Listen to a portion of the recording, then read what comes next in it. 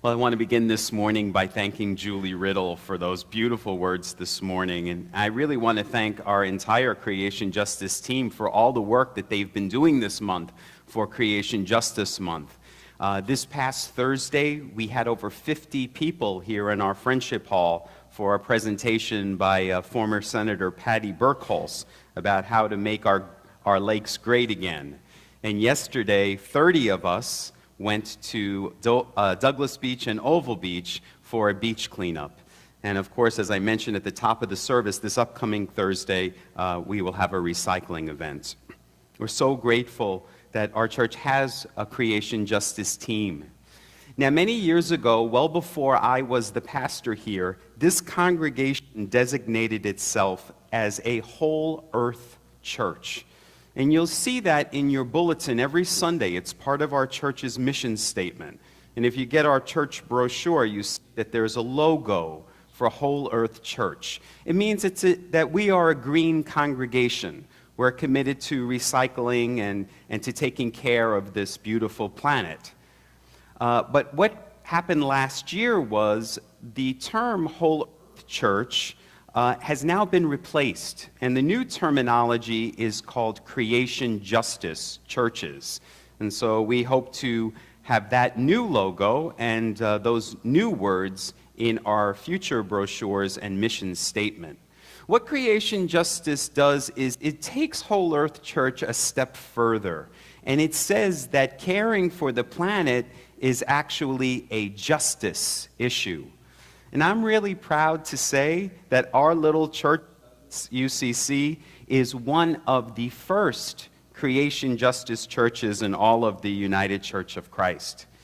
Now, we received from the UCC Creation Justice churches a button this morning. If you didn't get one, there's plenty in the back that you can get on the way out. But the button for today says, "Water is life. Protect the sacred." And as Julie mentioned, that is our theme for today. It's why today I'm bathed in blue light to represent the water.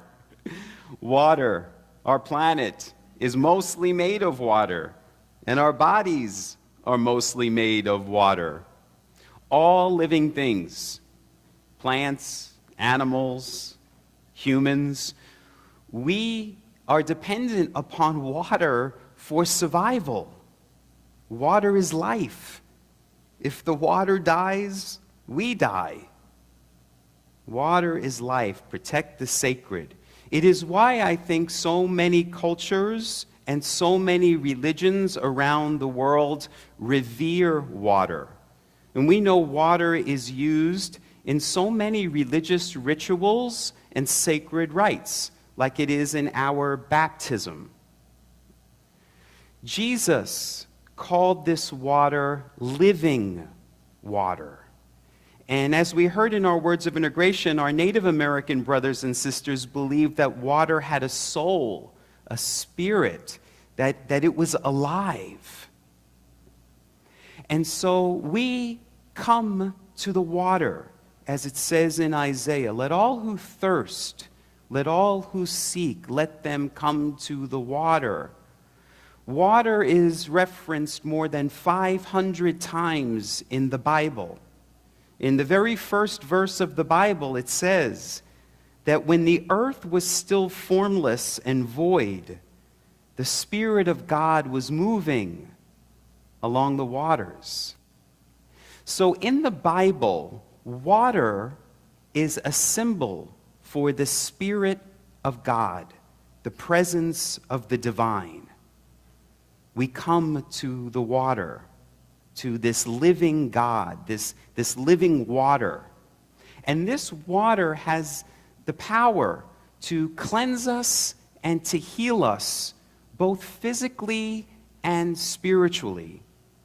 I loved in our words of integration this morning how we hear that animals, when they are hurt, when they need to heal, they do one of two things. They either rest or go to the water. The water is so healing for us. Most of you know who Jacques Cousteau was. Well, Jacques Cousteau's granddaughter, Celine Cousteau, is continuing his work. And she recently recently wrote a book about the healing power of water. And in that book, she said, "We are beginning to learn that our brains are hardwired to react positively to water, and that being near it calms us and connects us. It increases innovation and insight, and it even can heal what is broken." And the poet E.E. Cummings said, "Whatever we lose, like a you or a me, it's always ourself that we find at the sea." And I think that's why we are so drawn to water. That's where we find ourselves. That's where we connect with the Spirit of God, with the divine. That's why we like being near the water and out on the water and in the water. So when we're going through periods in our lives where we're stressed, when we're not feeling ourselves, when we're feeling out of sorts or depleted, just sitting here by the Kalamazoo or by Lake Michigan, just automatically you're rejuvenated, refreshed, and renewed. Such a wonderful healing gift. Water is also a spiritual teacher for us. If you notice water in a river, it just flows gently downstream. It doesn't struggle to flow upstream like so many of us do in life. And notice when there's an obstacle in the way of water, some big boulder or rocks, the water doesn't try to break through the obstacle. The water just smoothly and gently goes around any obstacle that's in its path. We can learn a lot from watching the water, this wonderful spiritual teacher. Many of you know that the word Saugatuck is a Native American word which means mouth of the river. And as Julie mentioned, how blessed are we that we get to live here next to this beautiful body of water, this healing body of water, this spiritual teacher for us. And that's why I'm always so surprised when Christians seem to not be very outraged over the pollution and contamination of our waters. Christians today seem more outraged over disrespect shown to man-made objects, like the American flag, than they are outraged over the disrespect that's being shown to our waters. President Jimmy Carter, a man whose faith informs much of his action in the world, in his most recent book, he said that the United States is by far the world's leading polluter. That although we make up just 2% of the world's population, we are the world's greatest polluter. Now, European countries decades ago, they enacted recycling programs. They enacted programs and policies to reduce carbon dioxide and greenhouse gas emissions. In 2005, at the World Summit in Kyoto, 125 countries got together to sign an agreement to reduce these gases and to impose fines on anyone who exceeded putting excess gases into the environment. There was one country of the 125 who chose not to sign that agreement, and that was us, the United States of America. And the main reason that was given was that it would hurt our industries here, that it would affect our economy. And we know that 10 years after that, in 2015, there was the Paris Climate Agreement, which the U.S. did sign. But as we know, earlier this year, our president has stated his intention to pull us out of that agreement. So we are living in a time and in a country where we are placing more importance on the protection of our money than we are on the protection of water. And as I said, if the water dies, we die. We are dependent upon water for life. And that is why I am so grateful that we have a creation justice team here that is not only informing us about what's happening in the world, but is also calling us to action, because we are to be people of action.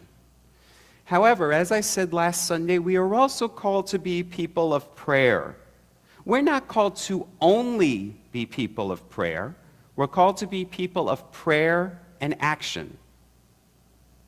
You know that Father Richard Rohr in New Mexico, we went to visit him last fall, has a center called the Center for Action and Contemplation. We are called to do both. But prayer is the first step. When we pray, we are aligning our thoughts and our words and our beliefs. And they do have great power, and they have power over the water. It's biblical. John the Baptist and Moses and Jesus, that's what they did. So think about it. Moses was able to use the power of his words and thoughts and beliefs to part the seas. Jesus was able to use the power of his words and thoughts and beliefs to calm the seas and to turn water into wine, to transform it. We have that same power. Science is proving that. Some of you may be familiar with the work of the Japanese scientist, Dr. Masaru Emoto. He has done lots of work with water. He famously took jars of water and froze them. On some jars, he wrote positive words like, "I love you," and "thank you." And his research assistants surrounded those jars by playing beautiful classical music and by praying to those jars. Then he took some other jars, and on those he wrote negative words like, "I hate you, you're evil." They played heavy metal music in the room where those jars were stored, and they sent negative thoughts to those jars. And their findings were astonishing. The ice crystals that formed on the positive jars were absolutely stunning, so gorgeous, snowflake-like, pristine. But the crystals that were formed on the negative jars, they were deformed and misshapen and ugly. And you can see pictures of the crystals in Dr. Emoto's book. It's called The Healing Power of Water. This is not New Age mumbo-jumbo. Okay? This is science. Now, of course, we cannot solve the world's water problem simply through prayer. But we do need to take responsibility for the fact that the contamination of our water, the pollution of our water, things like the Flint water crisis, we're responsible for that. We did it. It's our carelessness, our selfishness, our greed that's done it. And so since we're responsible for it, it is our job to fix it.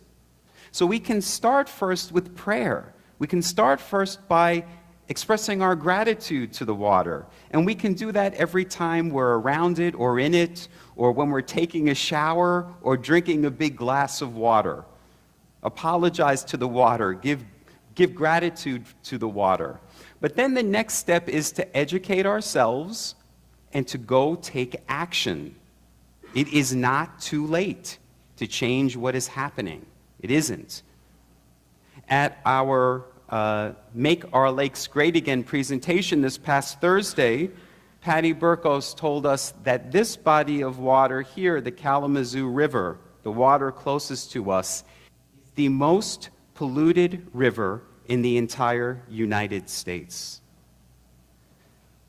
But she also told us that it is not too late for us to work to change the effects of climate change. It isn't. So let us go forth as a Creation Justice Church on this Creation Justice Sunday, where we honor and celebrate the water, to do everything we can to help heal the planet. God is depending on us. God's counting on us. This is part of our Christian duty to take care of this beautiful planet which God has entrusted to our care. Future generations are depending on us. We are the ones that we've been waiting for. Namaste.